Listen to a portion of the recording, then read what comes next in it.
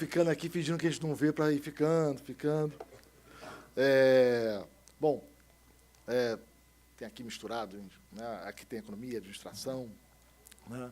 Vocês vão ter essa vida misturada aí ao longo dos próximos, 3 semestres, é um pouco a filosofia da escola. Né? Uma escola, de fato, integrada, né? Para dar a vocês as competências necessárias para que vocês se desenvolvam para a vida à frente. A gente nunca sabe muito o que a gente vai fazer, né? A gente acha que vai para um caminho, vai por outro. Então, parte do que vocês vão passar aqui pela escola, né? E é um processo de aprendizado. Então, tem dificuldades, tem desafios, tem trabalho duro, mas é um pouco desenvolver competências para que vocês possam, mais tarde, fazer as escolhas que julgarem melhor ou os caminhos que a vida, eventualmente, os leve. A gente nunca sabe como a vida vai terminar, como é que ela vai andar para frente, né? Por isso, o desenvolvimento dessas competências é tão importante, para além do conteúdo, né? Aprender, de fato, os conceitos fundamentais, aprender a trabalhar em equipe, pensamento crítico, a aprender por conta própria. Isso é um processo. Não é um processo simples, mas é um processo importante, né? A escola é divertida, mas a escola também tem trabalho, também tem disciplina, né? É uma transição para a vida de vocês. Estão chegando aqui, eu vejo cara aí de crianças mais jovens do que os meus filhos, né? E vocês vão sair daqui daqui a pouco cara de adulto, né? É impressionante como esse processo de transformação é tão rápido aqui. O que não quer dizer que seja fácil. Então, se preparem que a vida vai ter trabalho, vai ter farra, mas vai ter trabalho, tá? E vai ter cobrança, e vai ter acompanhamento.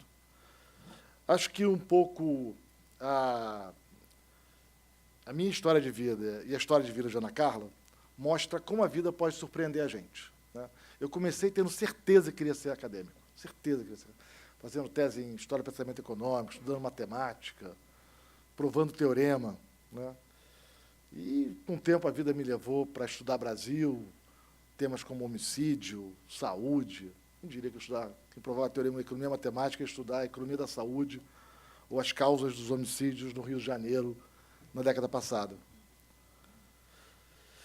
Depois acabei parando em governo, parando em banco, e agora sou diretor de escola, né? Talvez o melhor momento da minha vida. Eu conheço a Ana há 20 anos. Né? 20 anos. Né? A gente tem uma relação quase fraternal aí dessas 2 décadas. A Ana foi minha aluna na IPGE, ela era aluna da USP, mas estava no Rio e fazia os cursos, acabou sendo me orientando na tese de doutorado, né? Uma tese muito bacana, não está aí até hoje sendo usada a questão do spread bancário, tem os debates, os modelos para estimar spread bancário, corrida bancária. Quem diria naquela época que corrida bancária ia voltar a ser tema, né? Era um capítulo da tese, lá um modelo teórico sobre corrida bancária, que voltou a ser um tema 6 anos depois de você defendeu a tese, 5 anos depois, 2008. Né? E depois a Ana foi trabalhar no Banco Central, no Departamento de Pesquisa do Banco Central. Né? Ela já tinha tido uma experiência em banco privado antes, fez doutorado, foi para o Banco Central, o Departamento de Pesquisa, e por acaso se esbarrou de novo em Brasília, né? Trabalhando naquela agenda de micro-reformas, fazer lei de falência, lei de mercado de crédito, né, instrumentos de crédito. A Ana ajudava a gente na Fazenda a, enfim, tentar transformar um pouco, né, o que a teoria diz em aplicações, né, em lei que, de fato, tem impacto real, tem impacto na vida. É o que a gente chama na profissão do economista como encanador, que resolve problema concreto do dia a dia usando o que a teoria tem disponível. A economia não é tão diferente da engenharia. Vocês vão esbarrar com vários alunos de engenharia ao longo dos anos aqui na escola. Depois esbarramos de novo, agora no banco, né? Eu cuidava de algumas áreas, eu era do Itaú, com a fusão fiquei no... Desculpa, era do Unibanco, com a fusão fiquei no Itaú, e cuidava, sei lá, de riscos operacionais, seguros, e depois a Ana cuidava da parte de crédito. Bom, aí ela resolveu virar governo e foi ser secretária de Fazenda em Goiás, né? Quem diria, botando contas em ordem naquele estado, pena que durou pouco, né? 2 anos, botou e começa a sair de ordem, né? E agora ela é sócia da Oliver Wyman, né? Quer dizer, a Ana expressa um pouco o que a vida pode proporcionar para vocês, né? Para isso, as competências são tão importantes, né? Ana é amiga de uma vida e certamente das economistas polivalentes mais competentes da geração. E, para a gente, é um privilégio ter aqui dando a aula magna para vocês hoje. Com vocês, Ana. Vem, Ana.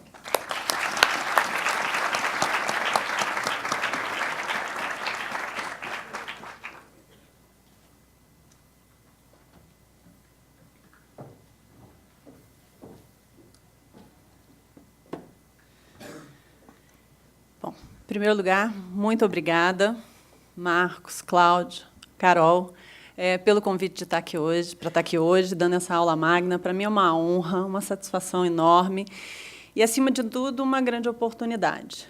Um pouco do que eu vou falar vai espelhar o que o Marcos, de forma tão generosa, colocou aqui na apresentação. Uma pessoa que quer, no fundo, compartilhar com vocês um conjunto de experiências.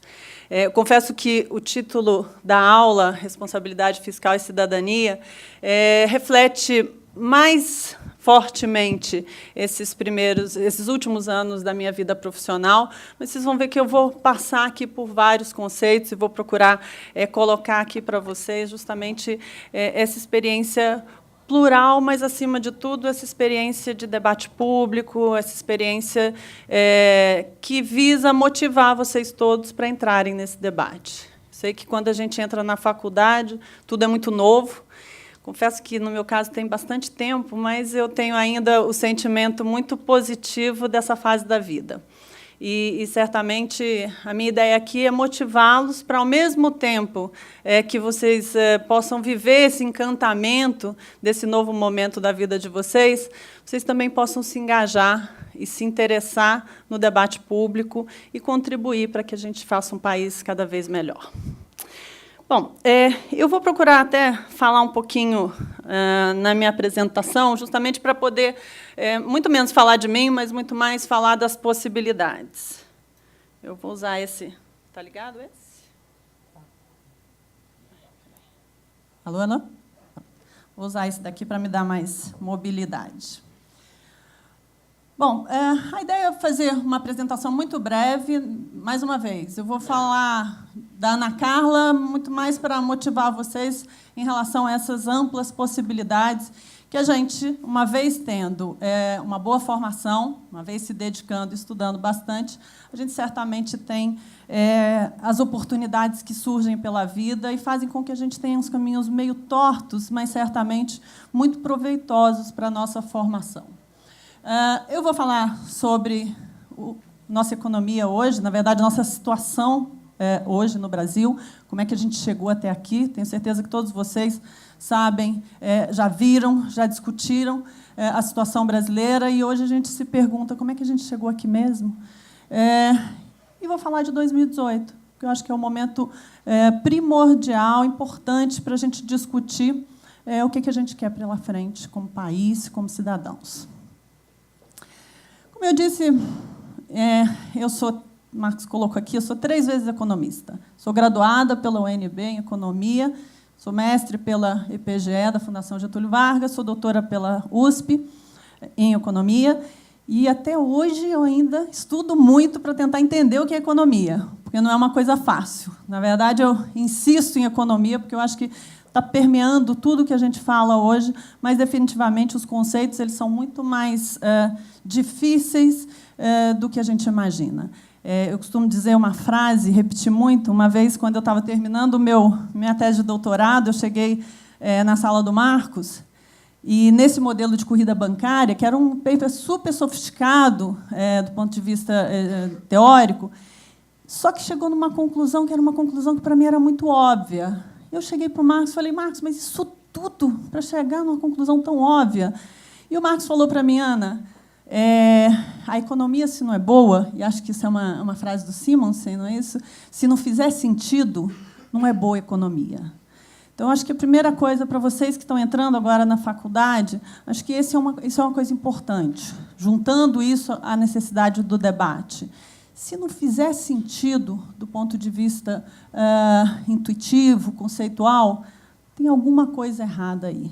Eu acho que a gente hoje que está tão envolvido nas redes sociais e vê tanta coisa e ouve tanta coisa, muitas vezes completamente fora de escopo e de fundamento conceitual e dados, é importante a gente ter isso em mente.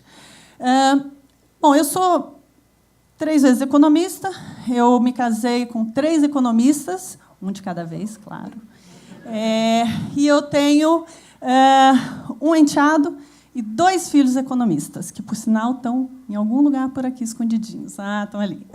Um deles, inclusive, foi estudante aqui no INSPER, e o Antônio, que hoje faz economia lá na PUC do Rio. Então, eu digo que, com 3, um enteado, 2 filhos, 3 maridos e 3 vezes economista, eu sou praticamente monotemática. E vocês vão perceber isso daqui. Isso ao longo da apresentação. E o que o economista faz?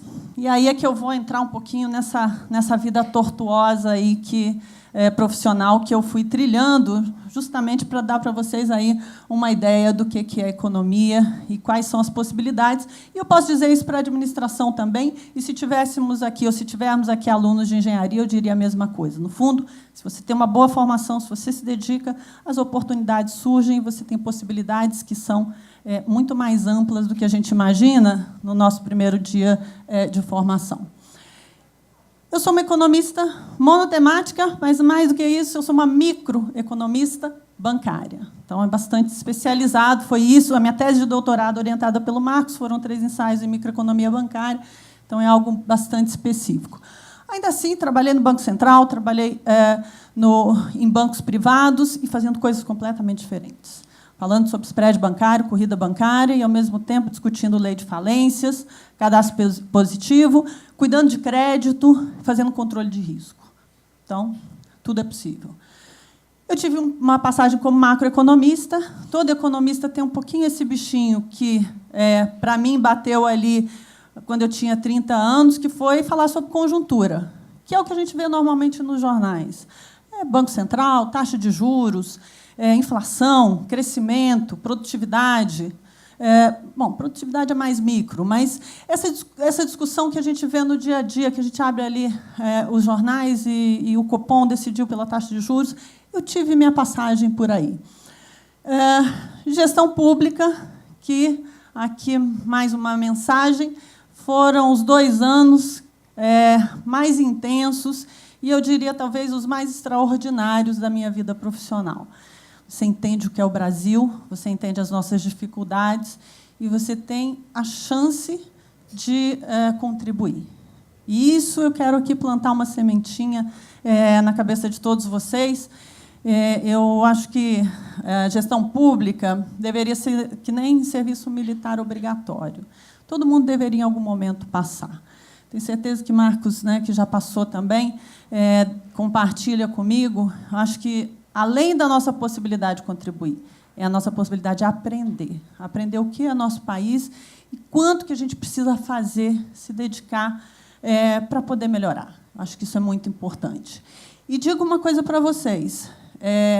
Como economista, quando eu cheguei lá em Goiás e peguei um estado completamente quebrado, minha primeira reação foi, bom, o que nós temos aqui? Um estado que tem mais despesa do que receita. Nossa, simples, introdução à contabilidade. É só cortar a despesa e aumentar a receita, que a gente equilibra. E aí a gente vê que a coisa é muito mais complexa do que isso. Tem uma variável chamada política, tem uma variável chamada restrições de ordem institucional, legal, mas a maior delas, certamente, a mais forte, é política. E a gente começa a aprender que o mundo é um pouco mais complexo do que o que a gente aprendeu nos nossos livros-textos e, em particular, mesmo que a gente tenha estudado nos livros certos, porque tem muita gente que estuda nos livros errados, a gente tem que tomar cuidado. Aí fica mais fácil, mas pelos livros certos é sempre muito, muito mais complexo.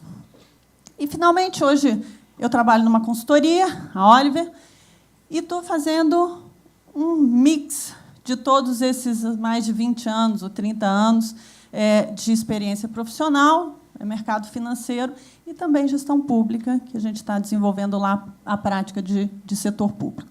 Então, isso para dizer, o mundo está aberto, as possibilidades estão aí, a gente precisa abraçá-las, porque, certamente, todas elas são igualmente ricas e nos possibilitam muito aprendizado e, acima de tudo, há muitas possibilidades de contribuir. Mas vamos falar de Brasil.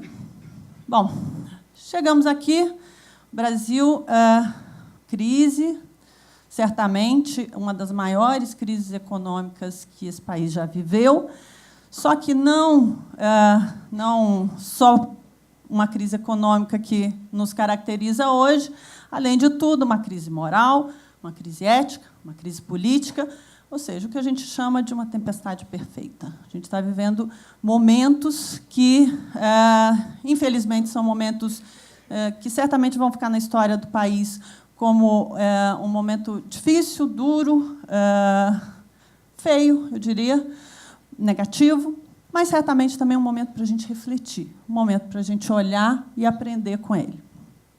Eu, como economista, confesso a vocês, eu me formei ali no pré-real. Me formei em 91, porque a UNB tinha muita greve, então eu me formei em maio do ano subsequente ao que eu deveria ter me formado.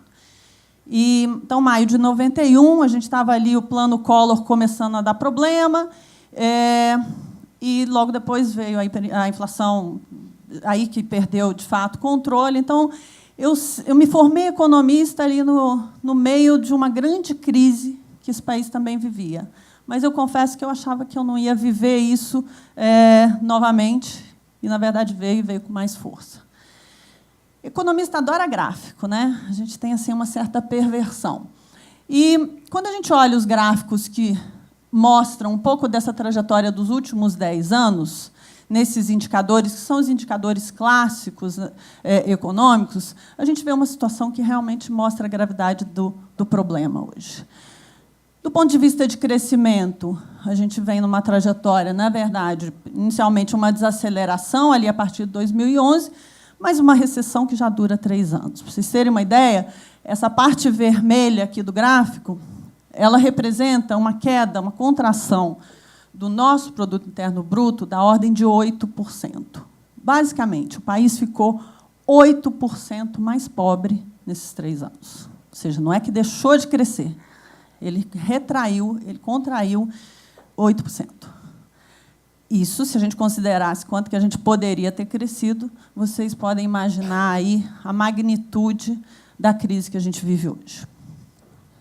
Inflação, ela chegou aqui nesse pico a 10,67%, eu sempre confundo 67 ou 76%, mas ela voltou para a casa de 2 dígitos, para o nível de 2 dígitos, que era algo que a gente já não via há muito tempo.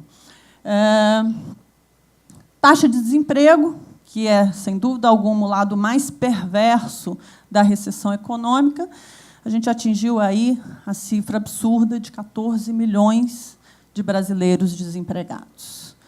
E a atividade industrial, que, embora esse gráfico não esteja dessazonalizado, a gente não tem tanta a noção do que isso representou, mas, de fato, a gente tem aí um indicador importante de quanto que a economia perdeu de vigor ao longo desses últimos anos.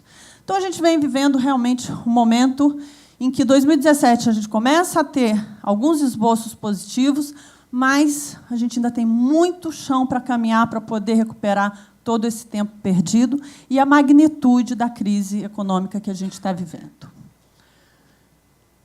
E aí tem um conceito, que é produtividade, que ele reflete um pouco também do que é a nossa perspectiva. Então, a gente tem esses indicadores, são indicadores claros de recessão, de perda de vigor, de empobrecimento do país, mas a gente tem um indicador que é muito importante. O que é a produtividade?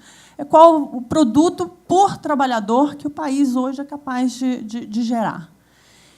E, quando a gente olha lá de 2004 para cá, basicamente, a gente está parado no tempo. Se a gente olha esse período mais próximo aqui, na verdade, a gente está dizendo que a nossa produtividade está decrescendo. Ela está crescendo a taxas negativas. Isso significa o quê? Que a eficiência da nossa economia está cada vez mais baixa. A capacidade de cada trabalhador produzir e gerar riqueza está menor. E isso significa que a gente tem um legado que a gente tem que carregar para frente, que é muito difícil, que a gente tem que correr atrás, não só dos números ruins de atividade econômica, a gente tem que correr atrás da nossa capacidade de gerar riqueza e de correr atrás desses números. Então, a gente está alguns passos atrás. A gente tem, de fato, um prejuízo grande pela frente que a gente precisa recuperar.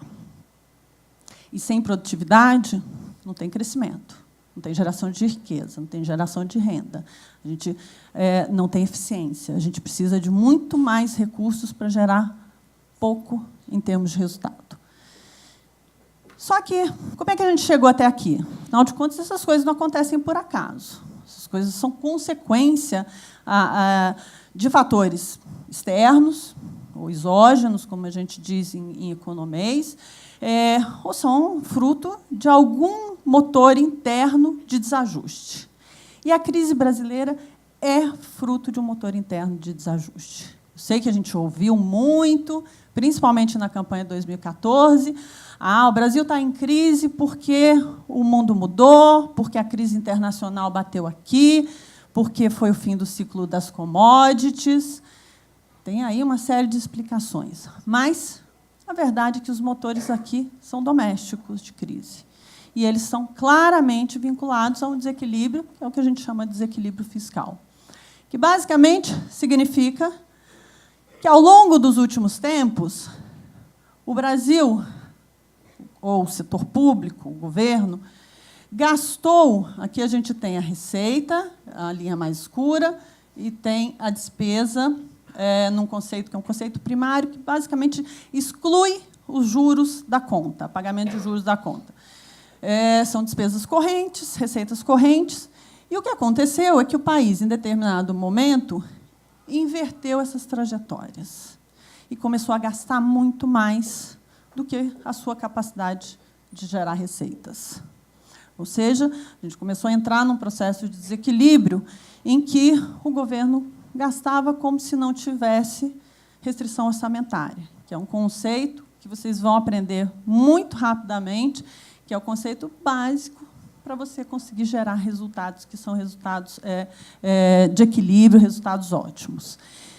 Isso veio bastante forte, mas se acelerou nos últimos tempos.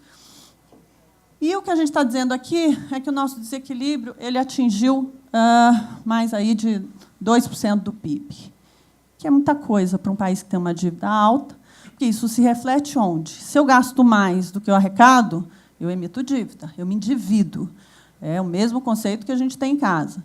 E foi isso que o Brasil sofreu nos últimos anos, e isso vai gerando uma série de incertezas, porque todo mundo olha e diz, bom, em algum momento esse país vai quebrar. Então, por que eu vou investir? Em algum momento esse país vai dar errado. Então, isso basicamente, isso se reflete, na verdade, nas duas coisas, um aumento de incerteza e tem mecanismos de correção. Um dos mecanismos de correção, inclusive, é a inflação que a gente viveu nos últimos tempos. O desequilíbrio ele foi de duas ordens. Ele foi do governo federal, ou seja, um governo que gastava mais do que arrecadava, mas isso também se reverteu aí nos estados e municípios. Aqui eu mostro a trajetória do resultado primário, que é justamente a diferença daquelas duas contas. A partir lá de 2011, começa a se deteriorar e cai para o campo negativo. A mesma coisa no caso dos estados, que vem, a partir de 2011, se deteriorando. Ou seja, a gente tem uma máquina pública que, a partir de 2011, começa a drenar recursos, a gastar recursos acima daquilo que ele tem a capacidade, que eles tinham a capacidade de arrecadar. E nós estamos falando de uma economia em que 50% do nosso PIB é representado pelo setor público. Então, você tem um desequilíbrio que não só é grande, mas ele é grande em uma parte importante da nossa economia. E como é que a gente gerou esses resultados? Porque eu digo que são resultados de profissionais. Assim, não é fácil fazer uma reversão dessa ordem em tão pouco tempo. Não é fácil chegar a um resultado tão fortemente negativo em tão pouco tempo. E aí a gente tem uma coisa que eu tenho certeza também que vários de vocês já ouviram falar, é a nova matriz econômica, que é uma orientação de política econômica que foi adotada pelo governo... Segundo o governo Lula, já tinha algumas indicações, mas ela foi, de fato, batizada no governo Dilma, e que consistia num conjunto de ações que, inicialmente, estavam mais desestruturadas, mas foram se estruturando em torno disso que a gente convencionou chamar de nova matriz econômica. Alguns exemplos disso: as pedaladas fiscais, ou seja, o Tesouro Nacional começa a maquiar a contabilidade pública para não mostrar que a situação era tão grave, de desequilíbrio, era tão grave quanto parecia, e essa brincadeira gerou o impeachment da Dilma. O BNDES, com a política de campeões nacionais, dando empréstimos a juros abaixo das taxas de juros de mercado para grandes empresas, grandes grupos econômicos brasileiros. JBS é um deles. Política de subsídios e desonerações setoriais. Aqui eu uso muito uma expressão do Marcos de tratar de forma desigual os iguais, ou seja, você elege aqueles que vão ter subsídios, vão pagar menos impostos com base em critérios discricionários, e gera, claro, desequilíbrios e assimetrias muito fortes, do ponto de vista, inclusive, competitivo e de eficiência. A taxa de juros, que, em algum momento, virou instrumento de política, e não política monetária, passou a ser ali uma forma de dizer que o Brasil tinha juros muito altos, a gente precisa baixar os juros, vamos baixar a força, independentemente da trajetória de inflação, independentemente de demanda e oferta. Uso de bancos públicos, Banco do Brasil, Caixa Econômica, com políticas claras de redução de taxa de juros, independentemente do risco das operações que eles estavam contratando. Conteúdo nacional, querendo proteger aí a indústria nacional, que, conceitualmente, a gente pode dizer, não, isso é uma coisa boa, mas aí você não tem competição, você tem produto mais barato e pior, mais caro e pior. E os empréstimos aos estados, que deram origem ali àquela reversão também e aqueles números ruins do ponto de vista dos estados. Eles começaram a se endividar, começaram a gastar, e aí, quando a farra acabou, a crise veio, e veio muito forte. Então, esse é o retrato do que a gente chegou. Ou seja, nós temos 14 milhões de desempregados, nós temos uma economia fraca, nós temos a produtividade lá no chão, nós temos uma aposta que foi feita lá atrás, que deu errado. Essa aposta foi dobrada e deu mais errado. Só que a gente tem 2018 aí na frente, batendo na nossa porta. Em 2018, todos nós vamos ter que escolher.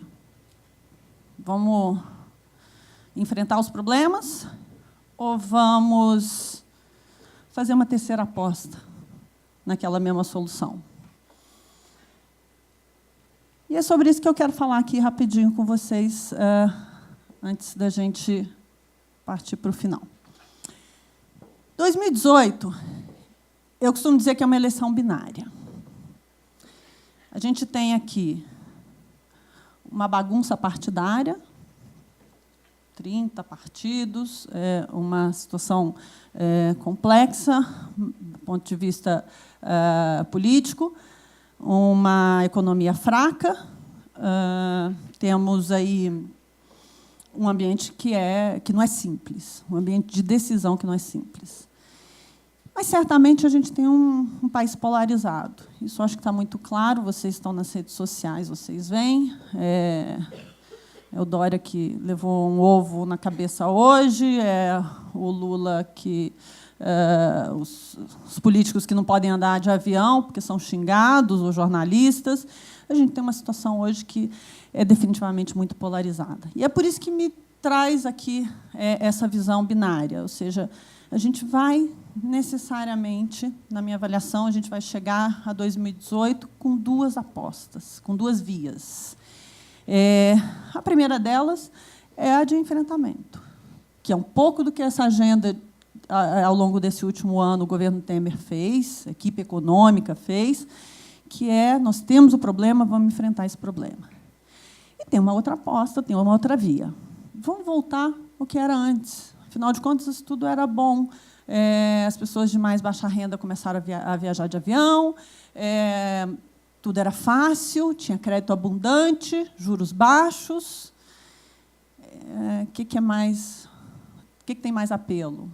Certamente, o segundo discurso tem muito mais apelo.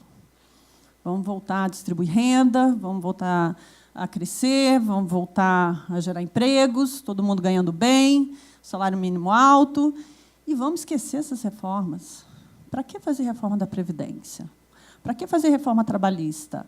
Para que criar uma agenda que é uma agenda que incomoda? Esse vai ser o debate. E é essa escolha que a gente vai ter que fazer lá na frente. E tudo que eu mostrei aqui até agora, querendo ou não, é fruto dessa escolha feita lá em 2014. Vamos pela via fácil ou vamos pela via difícil? A via fácil tem apelo, mas ela tem um resultado que nada nos leva a crer que vai ser diferente do que o que a gente acabou de viver.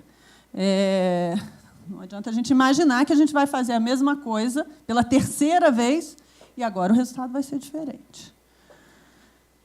E aí eu vou falar um pouquinho de reformas para vocês. A gente tem... O governo Temer assumiu, no ano passado, com uma equipe econômica extraordinária e que, de fato, fez essa agenda de enfrentamento e colocou ali, em primeiro lugar, um teto de gastos. Vocês lembram que eu mostrei um gráfico lá atrás que mostrou a trajetória de gastos do governo federal. E o primeiro ponto da reforma foi, dessa agenda de enfrentamento, foi: vamos limitar o crescimento dos gastos. Se a gente acredita que foi esse descontrole fiscal que nos levou até aqui, vamos tomar a primeira atitude, vamos limitar os gastos, o crescimento. Só que, limitando isso, a gente tem que resolver um outro problema, que é a reforma da Previdência, porque esse é um gasto que está crescendo de forma exponencial. Se a gente não fizer a segunda, o teto de gastos passa a ser ameaçado pelo crescimento do próprio gasto com a Previdência. E aí tem uma agenda de privatizações, de reforma do Estado, ou seja, tem um conjunto de coisas que precisam ser feitas para que aquela curva que cruzou ela possa voltar a ter um comportamento que é o comportamento necessário para a gente poder ter investimento, para a gente poder aumentar a produtividade. Tem toda uma agenda ali que faz com que a gente reverta essa trajetória de desequilíbrio que a gente viu lá atrás. Ali eu falei um pouco das reformas que são reformas mais macro, mas eu tenho uma agenda aqui de coisas que a gente vai precisar fazer, algumas estão sendo feitas já, mas que vai precisar fazer num debate, num governo que, de fato, queira enfrentar o problema. A reforma trabalhista, ok, foi feita. A reforma tributária tem que ser feita. Temos aí setores estratégicos que exigem investimento, e não dá para investir se não houver poupança do governo, se o governo não tiver capacidade de investir. E o investimento privado não vem num país desequilibrado e com ameaça de quebrar ali na frente. Reforma do Estado, aí aqui é um tópico em si. Lei de licitações e contratos, mercado de crédito, ou seja, tem uma agenda, tem muita coisa para ser feita. Tem uma agenda extensa no campo macro, no campo micro, mas que precisa começar e que precisa ser uma agenda de Estado e ser uma agenda de um governo que, de fato, vai comunicar dessa forma. Tem a lei de responsabilidade fiscal, eu não vou entrar nesse tema em particular, mas ele está na base de tudo isso, só para a gente lembrar lá atrás de onde vem a lei de responsabilidade fiscal. A lei de responsabilidade fiscal vem ali logo depois do real. A gente tinha o pilar, o tripé, que eram 3 pilares macroeconômicos, que era a lei de responsabilidade fiscal, a estabilidade da moeda e o câmbio flutuante. Foi ali que houve uma reforma importante do ponto de vista de orientação de política econômica, que se traduziu em períodos longos de crescimento ou de estabilidade. E, junto disso, logo depois, a gente tem a agenda microeconômica, que foi tocada com grandes avanços institucionais, boa parte deles, inclusive, liderado pelo Marcos na Secretaria de Política Econômica. Então, a gente teve uma onda reformista muito importante que nos permitiu viver, ao longo de alguns anos, estabilidade, crescimento e uma maior eficiência. Isso tudo vai ter que ser resgatado. A gente não tem como não resgatar uma agenda que é uma agenda necessária para que a gente volte a uma trajetória de crescimento, de geração de renda e geração de emprego para absorver todos vocês no mercado de trabalho e outros 14 milhões que estão aí. E aí eu vou, então, finalizar aqui puxando um pouquinho para a mensagem de cidadania. Eu digo sempre que eu estudei, né, na minha época, eu estudava na escola, né, ensino médio, na época científico, etc. O científico nem tanto, mas a minha fase, né, mais jovem, mais criança até, a gente tinha uma coisa que chamava moral e cívica, educação moral e cívica. E, claro, não confundam isso com, né, nenhum tipo de apologia a um regime ditatorial, de forma alguma.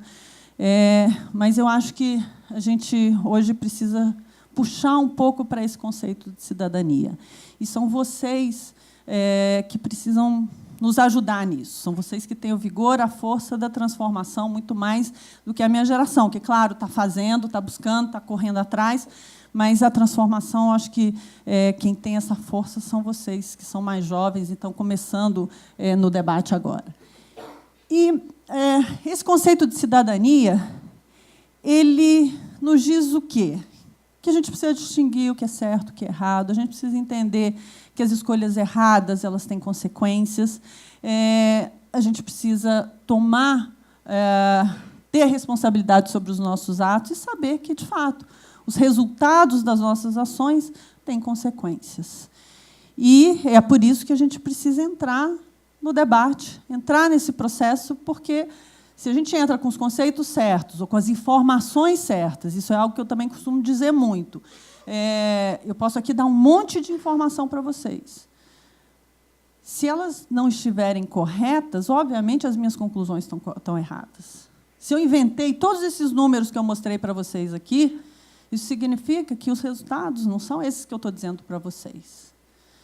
E a gente precisa ir atrás disso. A gente precisa entender que o debate só pode ser feito, só faz sentido com as informações certas. Porque aí a gente se posiciona com base em algo que a gente, de fato, acredita e vai dar o resultado que a gente quer. Porque se eu pego informações erradas, eu chego a uma conclusão errada, então eu vou defender essas conclusões erradas achando que eu estou defendendo aquilo que está na minha cabeça, e, no fundo, eu estou defendendo justamente o contrário. E por que eu estou dizendo isso? Porque as redes sociais estão cheias disso. Nesse debate polarizado, em que a gente tem que tomar uma posição de um lado ou de outro, é muito fácil alguém chegar aqui na frente e dizer um monte de coisa com base em informações erradas e a gente entender que esse é o caminho mais fácil. E a mensagem, pelo outro lado, de uma crise tão grande, é uma mensagem difícil. É uma mensagem muito menos encantadora. Mas vamos olhar aqui. A gente tem hoje, essa é a pirâmide etária dos eleitores brasileiros, a gente tem hoje 27% dos eleitores que estão aí entre 16 e 29 anos. 52% deles mulheres. A gente tem 30% dos eleitores que têm um nível educacional bastante alto, e 70% que nem tanto. Com base nisso, é que a gente precisa entrar nesse debate. Porque é aqui que a gente vai conseguir fazer essa mudança. É aqui que a gente vai conseguir levar o país para um caminho que é o caminho que todos nós queremos, eu tenho certeza. Que é um país rico, é um país que nos dê oportunidades, é um país que nos permita produzir, gerar renda e e, de fato, desenvolvimento econômico, desenvolvimento social. E, claro que, assim, eu vou aqui, de toda forma, finalizar falando um pouquinho de gênero. Como mulher, aqui em cima, eu não ia perder essa oportunidade.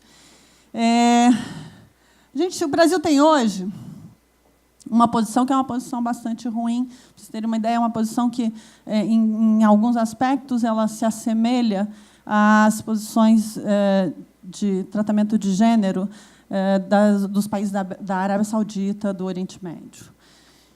E quando a gente olha aqui esses índices, ou seja, isso aqui é um indicador de gender gap, né, de desigualdade de gêneros, que mede a desigualdade de gêneros em vários aspectos. Eu estou olhando aqui, a gente até tem várias mulheres aqui, mas o Brasil hoje, do ponto de vista do índice global, ele piorou. É bem verdade que a gente aumentou, assim, a amostra hoje é maior. Mas, do ponto de vista de participação e oportunidade, também piorou. Grau de instrução, a gente está bem. Saúde e sobrevivência, a gente está relativamente bem.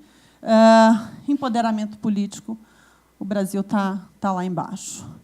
E por que eu estou falando sobre isso? E não estou falando para as mulheres, estou falando para todo mundo. Hoje a gente precisa de um país em que todo mundo participe. Homens, mulheres, a diversidade é importante nesse momento, porque a gente precisa agregar talentos. Agregar talentos em todos os sentidos, mas, em particular, no debate. A gente precisa ter homens, mulheres se posicionando, se preocupando com o nosso país e discutindo todo tipo de problema, justamente para a gente ter cada vez mais essa possibilidade de transformação. E aí, quando a gente olha e fala de diversidade, equilíbrio e talentos, o uso de todos os talentos disponíveis, a gente pega lá, tanto em economia quanto em empoderamento político, as mulheres lá atrás. Então, a gente precisa trazer essa massa de mulheres, essa massa de pessoas, essa massa de talentos para dentro do debate e para dentro da nossa economia e da nossa atividade. E, para finalizar, para a gente ter um pouquinho de tempo aqui para as perguntas, então, eu queria chamar vocês justamente para isso, para exercer, junto com a gente, Marcos, que está no debate, Cláudio, Carol, que estão aí desde sempre fomentando a educação de boa qualidade, todos nós que estamos buscando um país melhor, eu queria motivar vocês justamente para isso, para entrar nesse debate, se informando, buscando o que é dado, o que é informação, estudando, questionando o que a gente ouve, defendendo o que faz sentido, aí trazer um pouco esse conceito de se não for boa economia, se não fizer sentido, se não for óbvio, não é um bom conceito. Promovendo a diversidade, obviamente, mas, acima de tudo, participando. A gente precisa da força de vocês, do talento de vocês e da vontade que vocês têm de fazer um país melhor, como eu tenho certeza que todos nós aqui temos. Muito obrigada e eu estou à disposição para a pergunta.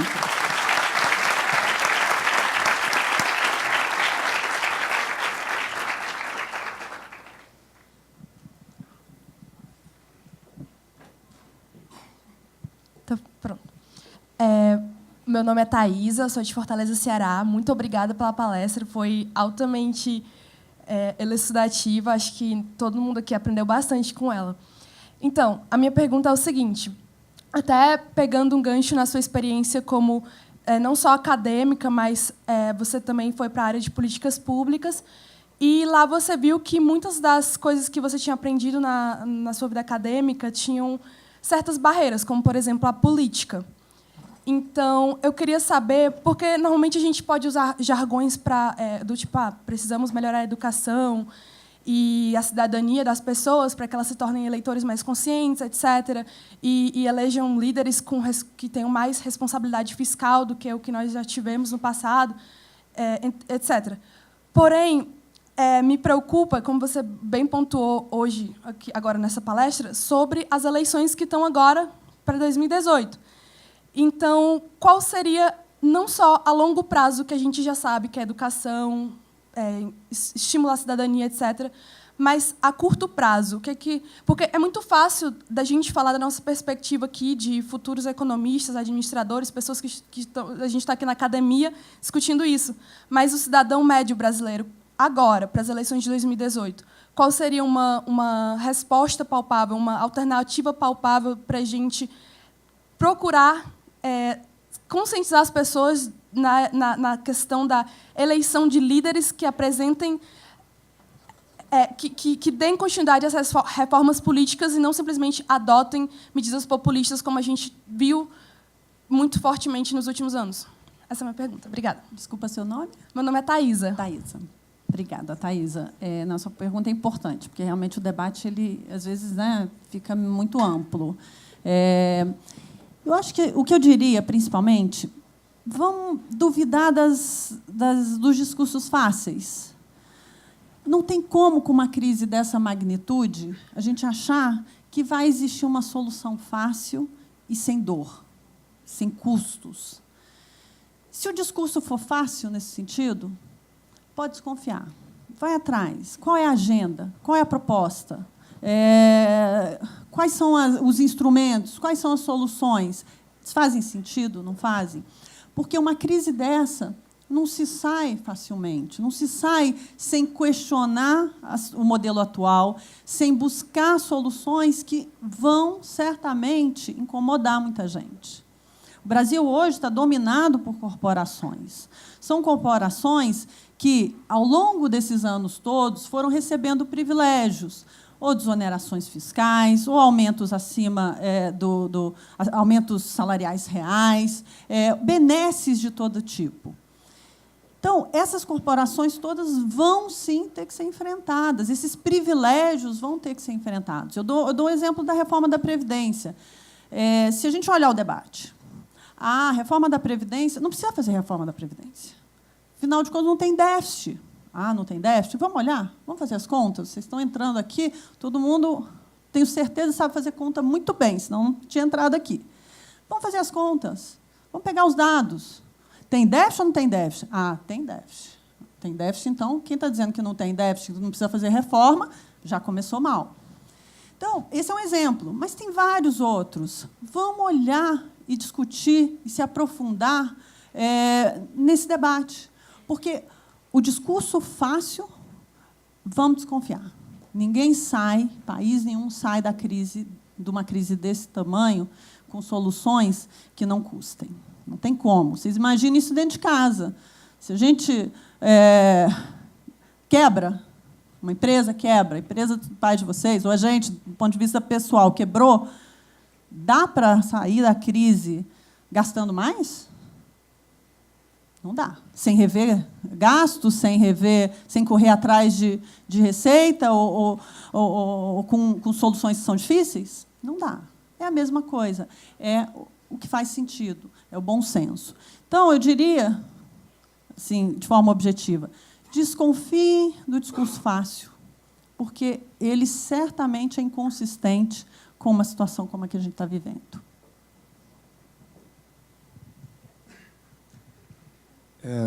Bom dia, sou o João, de Belo Horizonte. Obrigado pela palestra. Mas é um pouco também pegando o gancho que a Thaísa perguntou.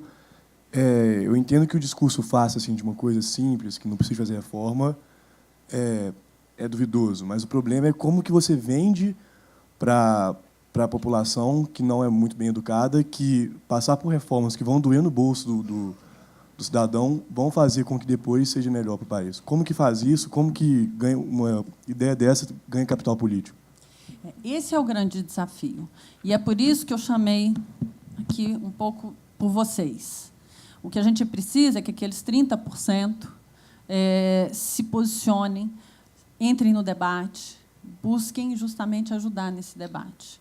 Porque, se a gente não tiver uma massa, que é uma massa grande o suficiente para fazer com que, mesmo as pessoas menos instruídas, tenham acesso à informação e ouçam a parte difícil da história, mas com contexto, com conteúdo e com informações corretas, fica muito difícil. Porque eu vou compartilhar com vocês a minha experiência lá em Goiás.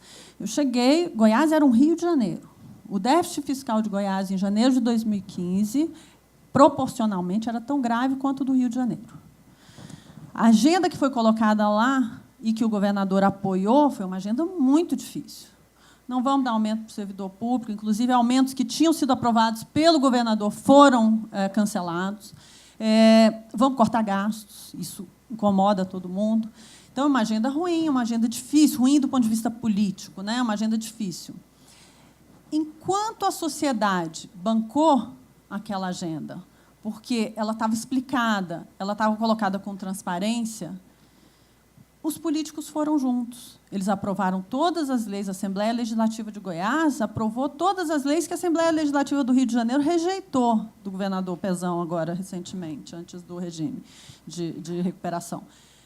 Lá foi. Foi por quê? Porque houve um convencimento da sociedade, e aí são formadores de opinião, são pessoas que, inclusive, vão contra o discurso dos servidores públicos, que são muito organizados e muito fortes, e os próprios servidores que entenderam que era melhor não ter aumento e manter os seus salários em dia do que ficar pressionando por aumentos e parar de receber salário. Então, à medida que você consegue que a sociedade se mobilize, o político para e fala, não, eu estou aqui legitimado nas minhas ações, por mais impopulares que sejam. A reforma trabalhista é um exemplo, é uma reforma que foi muito difícil do ponto de vista de comunicação, porque ficavam batendo, mas está tirando direito do trabalhador, está tirando direito do trabalhador. E sabe que 60% das pessoas de baixa renda não têm carteira assinada, não são CLT, não vão ser afetados pela reforma. E os ganhos que a gente tem são muito grandes. Então, mas só que a sociedade veio junto. E isso é importante. Enquanto a gente não tiver, sempre que a gente tiver a sociedade civil, os formadores de opinião, as redes sociais indo na direção das reformas que são politicamente mais difíceis, os políticos eles se sentem legitimados. E é isso que a gente precisa, e é isso que eu estou chamando vocês aqui para participar.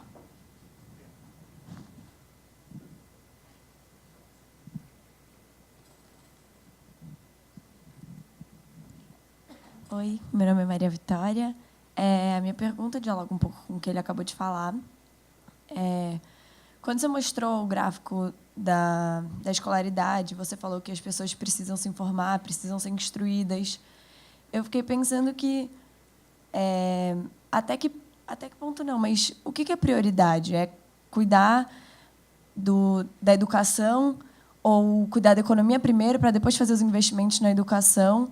Eu não sei, não consigo dizer o que precisa ser feito primeiro, porque para tomar as decisões, por exemplo, de 2018, a população precisa ser instruída, as pessoas precisam ganhar conhecimento para conseguir tomar uma decisão difícil, se vai para frente ou se volta atrás. Tudo bem que é uma medida a longo prazo, mas o meu ponto é o que fazer primeiro? É primeiro fazer o país voltar a crescer, cuidar da economia, para conseguir fazer os investimentos, ou meio a meio? Aí eu vou te dizer, Maria Vitória, é uma coisa que eu aprendi nesses 2 anos em Goiás. Dá para fazer as duas coisas, porque elas estão intimamente vinculadas. Até acho que, assim, do ponto de vista do investimento em educação e o que vai acontecer em 2018, infelizmente, a gente não vai conseguir mudar por aí. Ou seja, as condições já estão dadas para 2018. O que a gente precisa agora é se informar e, como eu disse, ter mais gente entrando nesse debate e se movimentando. Mas o que eu te digo, assim, hoje há um desperdício enorme no setor público. Eu vou falar uma coisa aqui que toda vez que eu falo, as pessoas que me ouvem às vezes falam, será? Não falta recurso para a educação no Brasil. Falta alocação eficiente. Falta você direcionar isso com base, esses recursos, com base em avaliações corretas de onde você tem que investir para ter o melhor resultado, onde você tem que deixar de investir. E esse é um debate difícil, e eu vou dar exemplos concretos aqui. Por exemplo, Goiás ou São Paulo Vou pegar o exemplo de São Paulo para não ficar tão focado em Goiás. É porque eu costumo dizer que Goiás é um agente representativo. Goiás é um estado que consegue aí replicar, em boa medida, outros estados em situações ou em regiões diferentes. Mas vamos pegar São Paulo. São Paulo tinha aí uma reforma do ensino, da educação, da rede pública. O que acontece é o seguinte, é que aí vem as corporações. Porque, se você olhar, você certamente, em qualquer análise que você faça de investimentos em educação, existe espaço para você focalizar melhor esses investimentos, para você alocar esses investimentos com maior retorno. Só que isso, às vezes, significa fechar escolas, porque a gente não precisa de uma rede tão grande.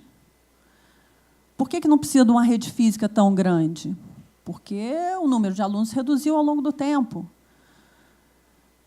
Mas fechar escolas significa reduzir o número de professores, significa reduzir o poder político de algumas regiões, reduzir a capacidade de colocar pessoas indicadas em alguns lugares, e aí as pessoas se movimentam. Se movimentam pensando na educação? Não. Se movimentam pensando no seu privilégio próprio. E é isso que a gente precisa quebrar. Enquanto as corporações dominarem a agenda de educação, de saúde, de Estado, de eficiência, da burocracia, a gente vai ter muita dificuldade. De investimentos do BNDES, tenho 50 exemplos para dar. Mas, em particular, na educação, é uma hipoteca, inclusive, a gente está sacrificando o futuro de gerações e do país como um todo. Então, a gente precisa enfrentar. Então, em particular, na educação, não depende de arrumar o fiscal, depende de ser mais eficiente na alocação dos recursos que existem, são constitucionalmente vinculados à aplicação na educação. Mas não dá para fazer ciência sem fronteira para a galerinha viajar pela Europa. Não dá para fazer FIES para reduzir inadimplência de faculdade. A gente tem que olhar e dizer, bom, o que a gente quer de investimento em educação? A gente quer uma população com maior qualidade de educação. A gente quer um professor melhor na sala de aula. A gente quer poder mandar embora o professor que não dá aula. Essa é a agenda. E, para isso, não precisa necessariamente arrumar o fiscal antes. Essas coisas vão concomitantemente.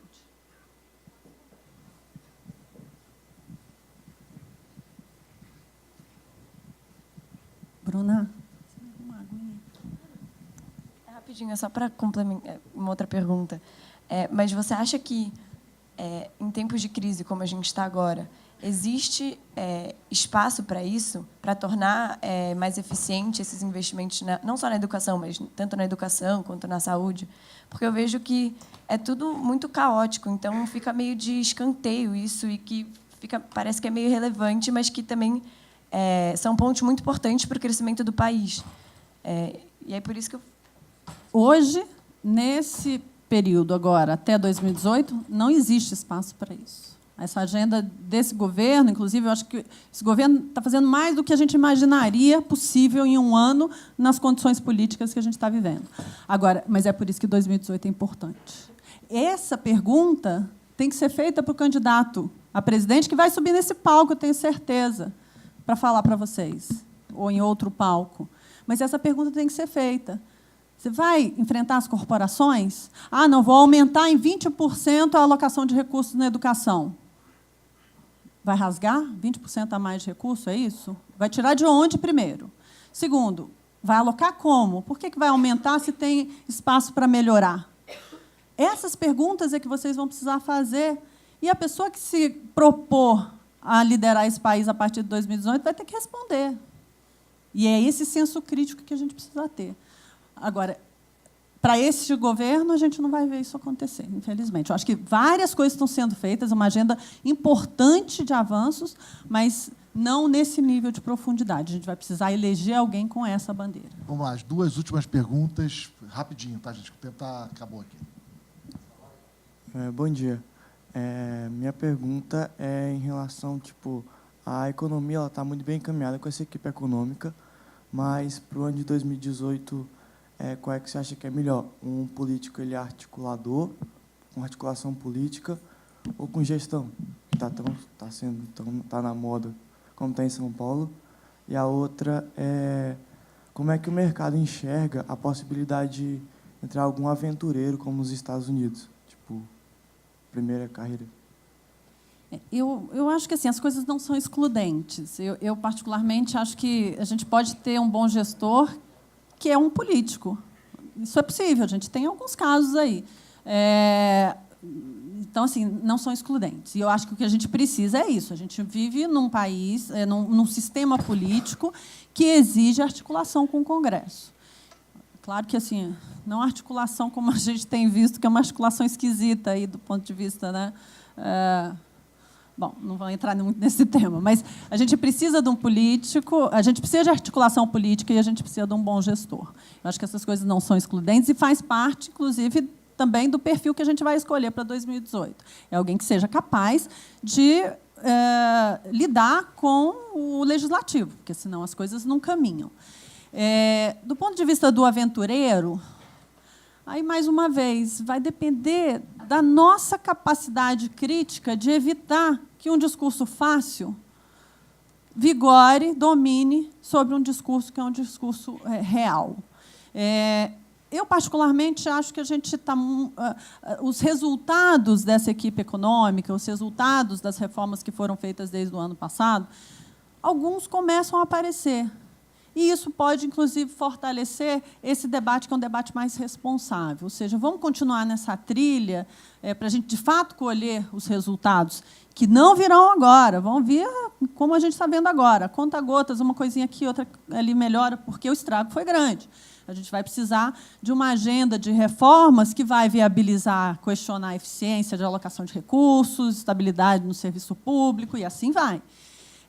Mas eu acho que o exemplo que a gente tem tido da equipe econômica e outros exemplos nesse governo, no setor elétrico, eles são positivos. E acho que eles podem, sim, contaminar no sentido da gente evitar uma solução populista lá na frente, ou um aventureiro que não sabe nem onde estão os problemas e como resolvê-los, né? Mas, mais uma vez, depende do debate. E quem tem que pautar esse debate somos nós, não é o aventureiro que subir no palco. Oi, Ana, meu nome é Fernando. Eu tenho uma pergunta relacionada à importância e à responsabilidade dos estados da federação, né? A gente tem visto muitos estados, como você mencionou, o caso de Goiás, do Rio de Janeiro, Espírito Santo, demonstrarem um descontrole nos seus gastos públicos. A minha pergunta é a seguinte: esse descontrole se deu porque os estados provaram que não têm responsabilidade para lidar com essa tarefa importante de gerir mais recursos, ou, na verdade, esse descontrole se deu por uma incapacidade do governo central, como a gente viu nos gráficos, de repassar esses recursos? Se a resposta for a segunda opção, será que uma saída boa para a situação seria fortalecer ainda mais esse poder centralizado, né, mais voltado para os estados, para que eles resolvam seus problemas de forma mais específica, né, respeitando as peculiaridades? Ou será que não, a gestão de recursos tem que ser maior por parte de Brasília, né, para a gente contornar essa crise fiscal? Queria saber a sua opinião. Excelente pergunta. Basicamente, você está olhando um problema, assim, você fez referência a um problema importante no Brasil hoje, que é a questão do pacto federativo, ou seja, a relação de equilíbrio entre as forças, né, entre o governo central e a federação como um todo, ou seja, os estados e o Distrito Federal. Essa é uma discussão que ela existe há algum tempo e ela não sai muito do lugar. Mas é uma agenda importante. Eu sou menos otimista em relação a ela, ou seja, vamos discutir, vamos centralizar mais o poder, porque, afinal de contas, quando a gente tinha o Tesouro com o cofre fechado, os estados entraram numa rota de equilíbrio, na hora que abriu o cofre, entrou numa rota de desequilíbrio. Na verdade, o Pacto Federativo não mudou, ou seja, a gente tinha e tem ainda um poder muito centralizado no governo federal, mas as pessoas mudaram. Então, você tem orientações diferentes, você consegue fazer uma gestão mais responsável ou mais irresponsável. Mas esse é um tema bem complexo, a sua pergunta é muito boa, e que precisa também entrar na agenda. Eu acho que ele vai vir a reboque em algum momento quando se discutir reforma tributária, quando essa agenda entrar. Mas eu vou voltar na primeira parte da sua pergunta. Por que os governos estaduais entraram em desequilíbrio, eu diria até próximo ao colapso? Tem uma parte que, de fato, é responsabilidade do governo federal, que faz parte daquela escadinha da nova matriz econômica que a gente desceu ladeira abaixo, que o governo federal inundou os estados de empréstimos, de recursos. E aí você imagina o seguinte, o político que está lá, é governador, bate na porta do governo federal, porque depende do governo federal para conseguir recursos, e o governo federal diz, olha, eu não tenho dinheiro, porque eu também estou meio quebrado, mas vai lá no BNDES, ou vai no Banco do Brasil, na Caixa Econômica, que eu avalizo uma operação para você. E aí você pega dinheiro, vai... Goiás precisa escoar a produção agrícola, vai lá que você vai asfaltar todas as rodovias, duplicar as rodovias do Estado, vai melhorar a logística, vai integrar Goiás com o resto do país e com os portos. O que o governador vai dizer? Não vou não, porque, afinal de contas, eu acho que, do ponto de vista de equilíbrio fiscal, é melhor não me endividar agora, porque vai que acaba esses empréstimos e aí eu não tenho como pagar. Esse é um discurso difícil, porque, claro, assim, ele está querendo fazer investimentos. O cofre dele está vazio. E o governo federal fomenta uma ação de endividamento. É como a gente, você está ali apertado, alguém vira para você e fala assim, não, vai no banco que eles estão dando dinheiro baratinho para você, longo prazo, 15 anos de carência. Você fala, poxa, eu estou querendo, né, comprar, sei lá, sair de casa, alugar um apartamento, alugar uma casa, eu quero me mudar de cidade. Então, assim, essas coisas são muito complicadas. Enquanto o governo federal segurou o freio, enquanto ele disse, eu só dou dinheiro para quem tem capacidade de pagar, as coisas funcionaram muito bem. Foi no momento que ele olhou e falou assim, não, vamos dar dinheiro para os estados para ver se essa recessão que começa a aparecer, ela não aparece. Porque, afinal de contas, a gente tem eleição daqui a pouco, a gente precisa bombar a economia. E aí os estados pegaram, mesmo aqueles que não tinham capacidade de se endividar, quando a recessão veio, as receitas caíram, eles entraram em problema. Então, tem uma questão que de fato, a situação, o modelo federativo, que hoje está muito centralizado no governo federal. Mas eu diria que essa mesma centralização serviu para arrumar, e agora serviu para desarrumar, e agora, de novo, está servindo para arrumar. É muito mais a gente institucionalizar a responsabilidade fiscal, e ela não está sujeita à pessoa que está sentada lá no Tesouro Nacional. E é isso que, inclusive, é um trabalho que a secretária atual do Tesouro Nacional está fazendo com muita competência. Certo? Certo, gente. Bom, Ana, muito obrigado. Prazer ter você aqui. Prazer todo meu. Acho que tem lanche lá fora, tem coisa. O velho professor não resiste fazer só um comentário. Em geral, a gente acha que quem tem mais educação vota melhor, né? O meu estado do Rio de Janeiro tem ótimos índices de educação, e o Rio Grande do Sul também. Os dois estão quebrados. E tem estado pequenininho, cheio de gente mais pobre, mais humilde, com menos educação, que está fazendo dever de casa.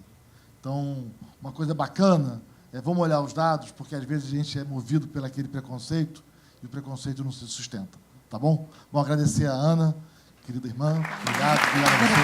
Obrigada, gente. E muito sucesso para vocês que estão começando aí essa vida acadêmica, que eu tenho certeza que será de muita farra, mas de muito estudo. Espera essa